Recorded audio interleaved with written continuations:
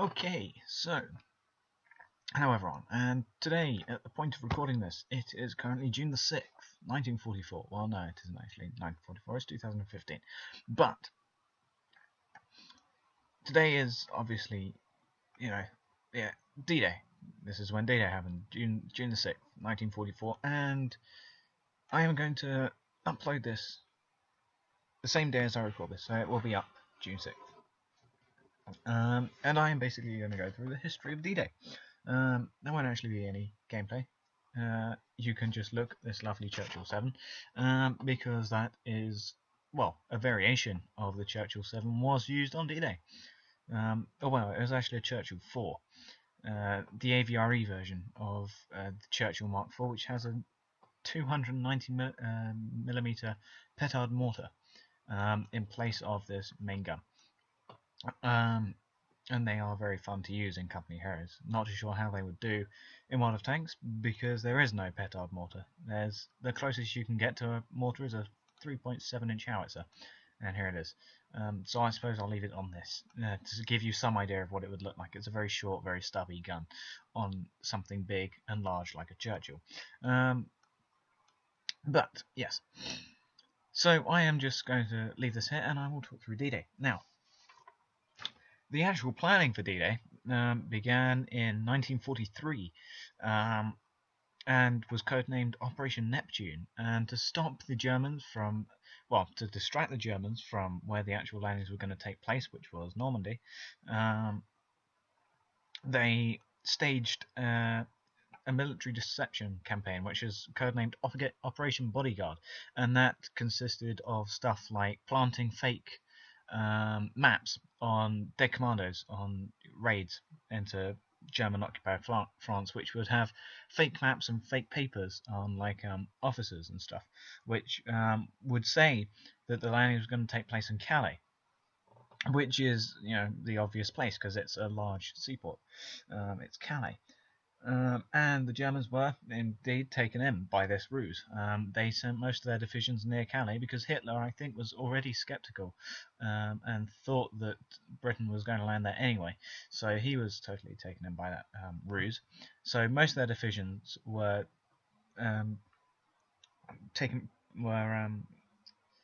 relocated to Calais, leaving only a few divisions in the Normandy area. Hitler then put Erwin Rommel, I think, in charge of keeping the defences and building defences for the Atlantic Wall, and he knew the British were never going to land near Calais. He had fought against them in North Africa in 1943, so he knew the type of thing that they would do, and they knew that landing in Calais was going to be a very bad idea because it's a very, the Germans use Calais. It will have lots of German soldiers and stuff there, and so he put up those defences in Normandy, such as all the strong points and stuff that you know of being in, in all the movies and stuff. All of those bunkers in Company Heroes as well. The bunkers up on the top. Now, it was supposed to. D-Day was meant to commence 1st of May. However, bad weather delayed it until June, and even then they were going to do it June the 5th, I think. And so the airborne were meant to go there the night of June the 4th. However, bad weather over the channel meant that they had to delay that for a day, and so all of the airborne force was pulled back a day. So 5th of so on the night of the 5th of June 1944, there was extensive aerial and naval bombardment of the German defences in Normandy, and following that there were 24,000 British, US and Canadian airborne landings, which I think one of them was the 101st Airborne Division for America. I know that. You would have had British commandos, Canadian commandos landing in glider, being airdropped in on parachutes, all that, and they were supposed to secure the towns leading into the D-Day beaches. D-Day was the largest seaborne invasion in history, and still is to this day. At 0630 hours, Allied infantry and armour landed at the Normandy beaches along a 50-mile stretch of beach, or 80 kilometres if you work in kilometres wherever you are. And the beach was split into 5 parts. You had Utah, Omaha, Gold, Juno, and Sword beaches, which Canadian, British, and American forces would land at their own according beaches. They were meant to be linked up on the first day. However, only Juno and Gold beaches were actually linked up on June the 6th. All 5 of the beaches were not linked up until the 12th of June, which is almost a week since the invasion actually happened. So I will now go through the different beaches, leading from Utah to Omaha to Gold, Juno, and Sword beaches. So at Utah Beach, it was defended by 2 battalions of the 919th Grenadier Regiment, and the Allied landings were going to be the US 8th and 4th Infantry Division. However, due to strong winds, the actual landing force landed 18 kilometers away from the landing zone. However, it turned out that was actually a better place because there was only one strong point nearby rather than the 2, which is where they were going to be landing. Their initial assault was followed by 28 dual-drive Shermans, plus various teams of demolitions and engineers to clear the beach landings. Dual-drive Shermans is what DD stands for, and they were basically amphibious Shermans.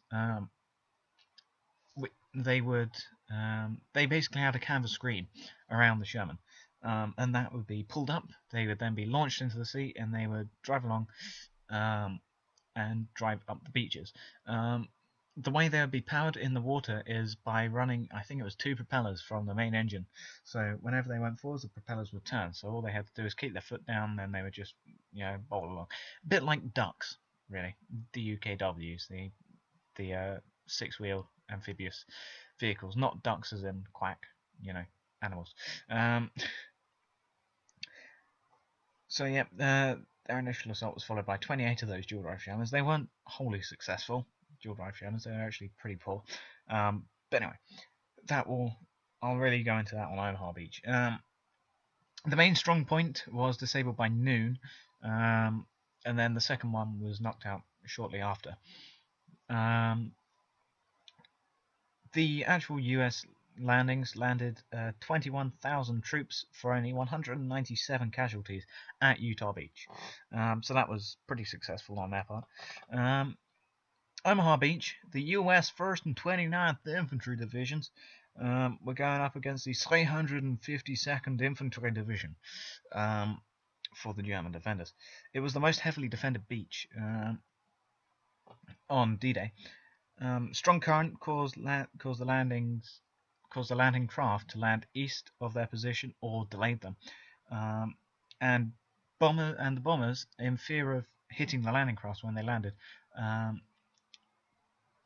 released their bombs later, which meant that most of the beach obstacles were intact, and many of the landing crafts ran aground as they were making their approach into the beach.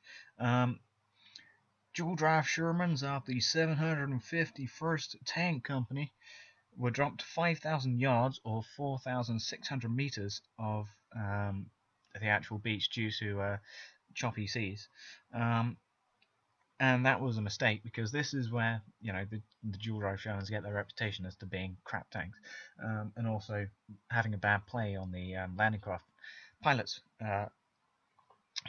part, because they were released too far out, which meant that many of them were swamped by the high seas going over the canvas sides, or causing the canvas sides to collapse, I think, as well. That would also have been a problem, which meant that 27 of the 32 dual-drive Shermans set off sank.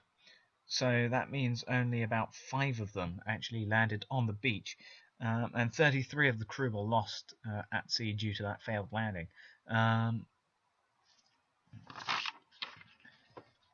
Some of the tanks were disabled on the beach. However, they continued covering fire until they ran out of ammo or were swamped by the incoming tide, which would have been a problem.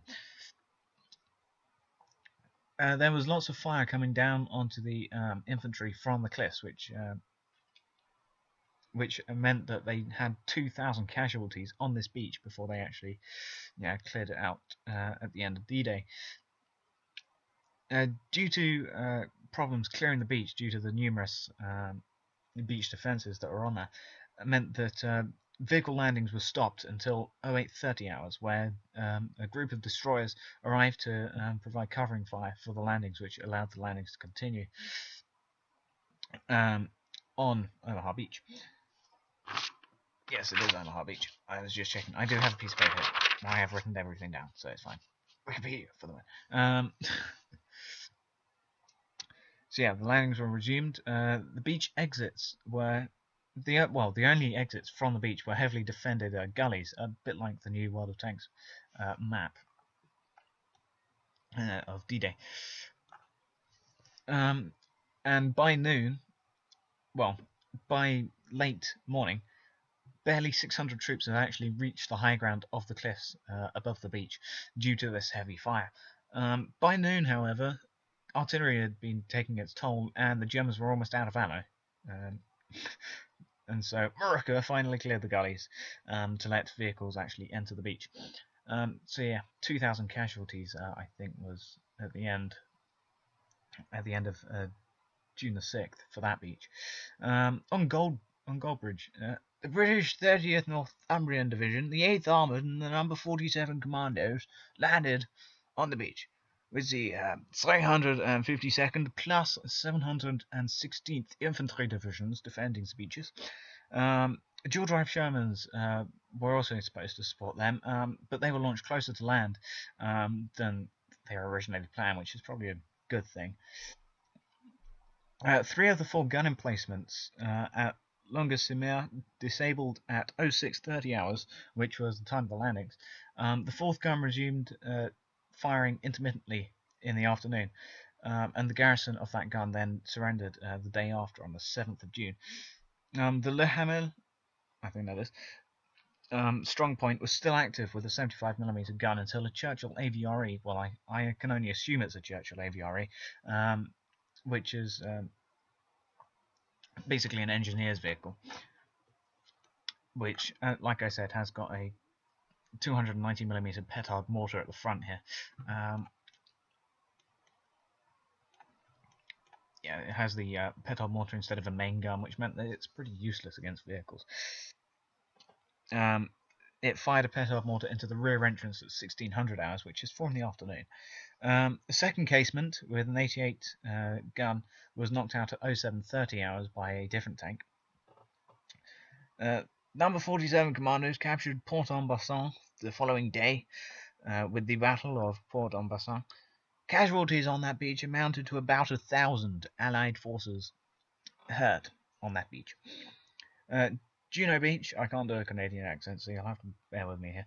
On Juno Beach, the 3rd Canadian Infantry Division, plus the 2nd Canadian Armoured Brigade, plus the number 48 Commandos, were supposed to assault that beach, with the 736th Grenadier Regiment and the 21st Panzer Division defending. The actual landings was delayed due to choppy seas. The infantry landed forward of armour, which caused heavy casualties due to there not being any armour support for the infantry to hide behind. Several exits were made, but with difficulty. There was lots of fire coming in. Let me just get my second piece of paper here. Major strong points with 75mm guns at Courcelles, Saint-Ambon, and Bernier-sur-Mer. Well, they're all sur-Mers. I'm not very good with these French place names. Yeah, there were major strong points there. I haven't written down what happened to them. I'm not too sure what actually happened to them. Elements of the 9th Canadian Infantry Brigade got to within sight of Carpeque Airfield, which is also in Company Heroes in the expansion pack where you play as the British. Yeah, so elements of the 9th Canadian got to within sight of Carpeque Airfield, but had to pull back due to not being any armoured support, so they then dug in for the night there. Total amount of casualties there was 961 casualties. Now, the last beach, Sword Beach, was the British 3rd Infantry Division, the 27th Independent Armoured Brigade, the first... damn it, what was it? I know, I've written down SS, but it's not SS as in the German one.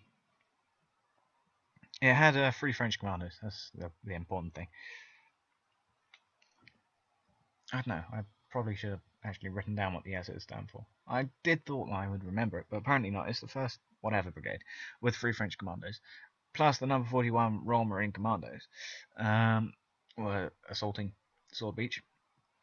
21 of the 25 dual-drive tanks which were launched actually made it to shore to cover the infantry at 0730 hours.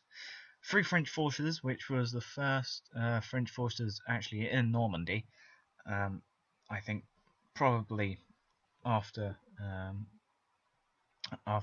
Dunkirk, where everyone abandoned. So yeah, they were the first French forces in Normandy. They cleared the heavily fortified strongpoint at River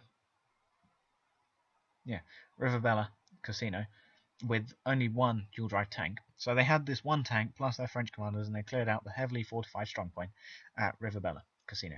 Go France. The Morris strongpoint near Colville-sur-Mer was captured after 1 hour of fighting.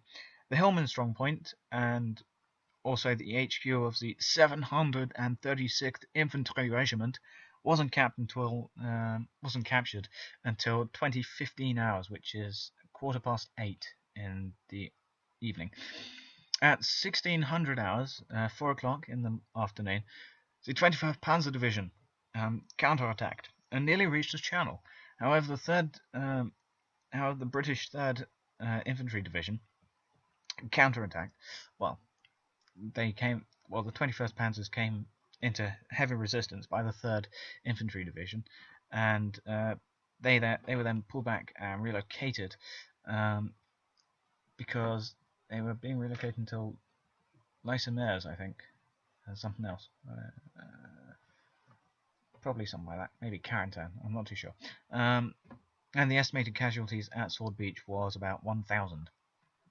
So 1,000 British and 3 French forces casualties on D-Day at Sword Beach. So yes, that was just a brief overview of D-Day. I can, of course, go into more detail, but I have to do more research, and I need another video. But this was just a quick brief as to what D-Day was all about, and a sort of brief overview of the beaches, the beach landings of D-Day.